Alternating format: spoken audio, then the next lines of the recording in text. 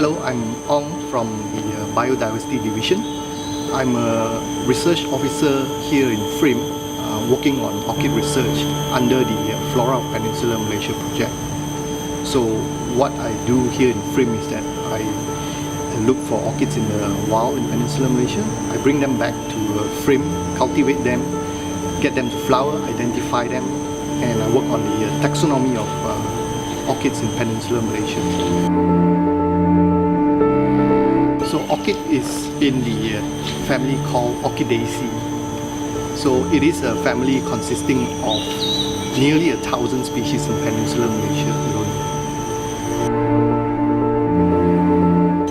So orchids are normally grown in Peninsular orchids like the moth orchid, or you call it Phalaenopsis, the slipper orchids, or you call it Paphiopedilum, and Vendas. So orchids can be epiphytic, or in other words, they grow on tree, trunks, branches, or twigs. Then you have orchids growing on the ground, where you call them as terrestrial orchids. And you also find orchids growing on rocks. You call them lithophytes. Some orchids are leafless, meaning that they do not produce leaf. They don't photosynthesize, so instead they get their food supply from fungi in the soil.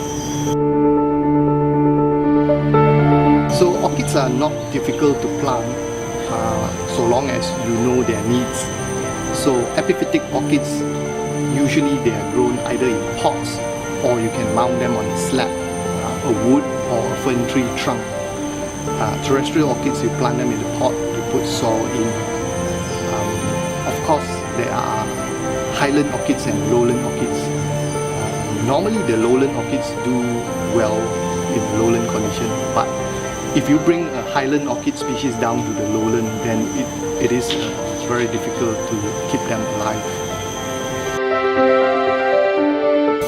So orchid flowers can last from just half a day to few weeks. So this is Grammatophyllum speciosum, also commonly known as the tiger orchid. And this is also known as the heaviest orchid in the world. In the wild, they can weigh up to more than a ton growing on tree trunks.